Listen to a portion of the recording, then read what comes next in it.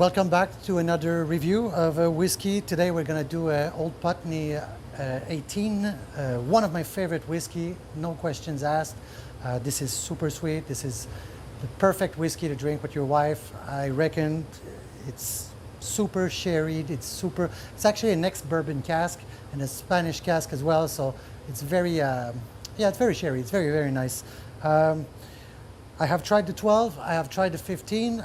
They're both good whiskeys. I think the 18 is more mature. I think it's more sweet, it's more where it should be. So let's pour a little glass here and watch this.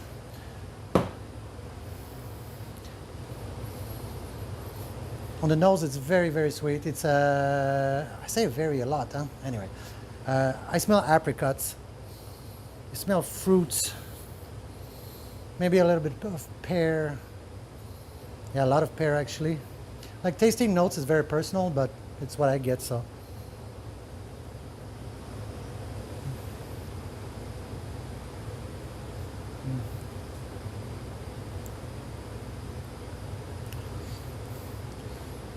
Yeah, it's very sweet. It's very complex as well. This is just the first drop. You can taste the oak. The oak is very present.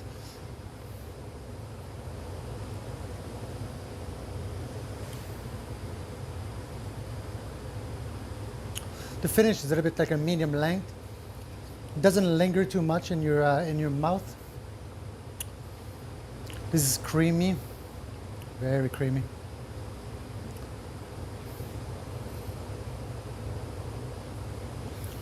Tastes yellow fruit. You get a lot of fruit coming out of this glass here. By the way, I forgot to show you the color here. Don't know if that worked or not. Yeah, there's a lot of fruit in this. This is the kind of whiskey that you can share a bottle. Let's say you're on the beach, right, with your wife and friends, and you can share a bottle of this. It's a very easy going. I would classify it as like a beach whiskey, not really like a late evening whiskey, maybe more like a lunch or dinner, early dinner whiskey. There's no smoke in this. If there is, I can't taste it. Yeah. Yeah, no smoke. A little bit of honey, I would say, like a dark honey.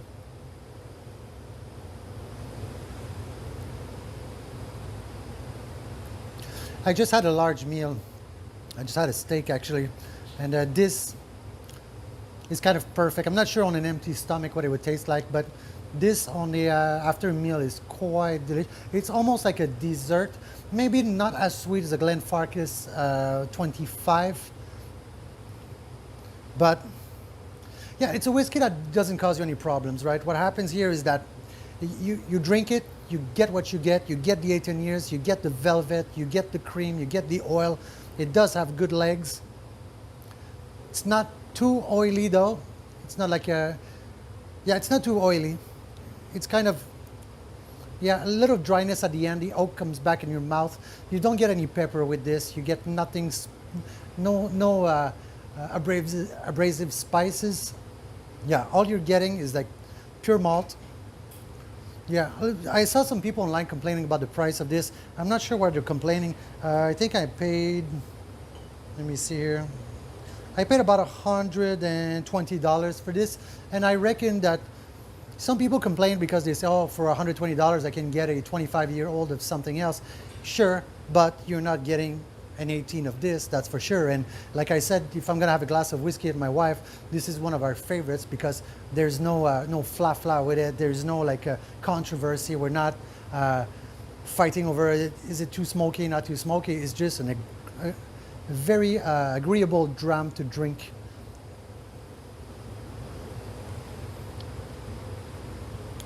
I think that every whiskey has its place, right? It's like, I have some whiskey bottles here, maybe a Tauber 12, or, you know, you go in the morning on the beach, let's say you're on vacation, right? You want a glass of whiskey.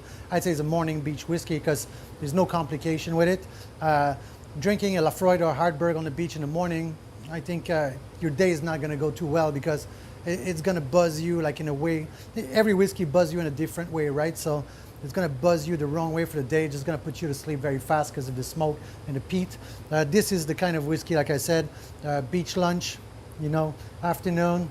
And yeah, it's not it's not aggressive or anything like that. It's super smooth. Uh, the complexity is good. It's one of those bottles where if there were more ABV in it, I'm not sure it would do better for the whiskey. I think it's perfect where it sits. I don't think there's any need to put any water in this to open it. I would reckon that the 18 year, if you pour in a glass and let it sit for a while, maybe a 5 minute, 10 minutes, you're gonna get more out of it. Get the apricots back. Yeah, besides the price, which is not an issue for me, because I sell my bottles and I drink as I go as well. Mostly taste, don't drink that much. I think that I don't know why people complain about the price, right? It's like a Ferrari costs, some Ferraris cost 500,000, some cost 2 million. Or are we saying that 2 million is too expensive for what it is because it goes like 10 kilometers an hour faster? No, it's just that it's one of a kind and it is the taste you were looking for, and it's pretty much what needs to go in your mouth.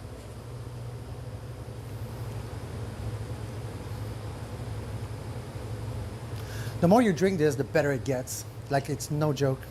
The smoother it gets to your mouth. Once your mouth gets used to it. Also, it's been sitting in the glass for a little bit longer now, and I've been twirling around with it. It gets even smoother. Yeah.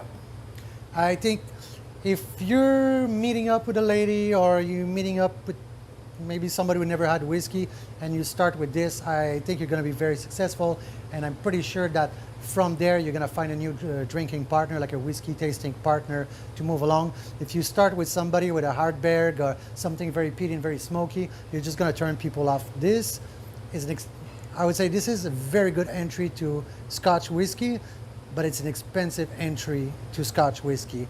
This is not a bottle I would chug with friends. It's more of a bottle that I would taste with maybe after a meal, or even maybe before, like after a salad, before the main course. In my restaurant, it's actually very, very popular, this bottle. And I managed not to sell it too badly. I think for 2 ounces, I sell this for about $13 for a glass of 2 ounces. So I think, I'm not making tons of money with my whiskey. I want my customers to come back. I make money with the people having a good experience in my establishments.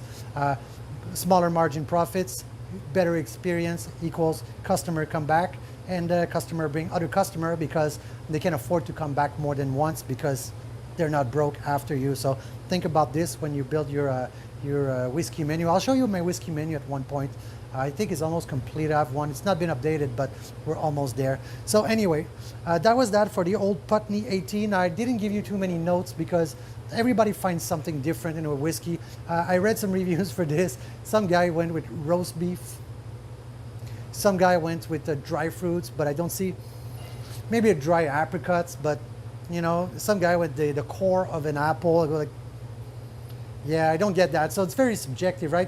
I'm trying to make this review for you to give you like an entry point, or to find something that is different that you never had before. I'm not telling you that I'm the supreme master of whiskey. I can tell you this though, I sell a lot of whiskey and I sell a lot of this. So anyway, that's that for today.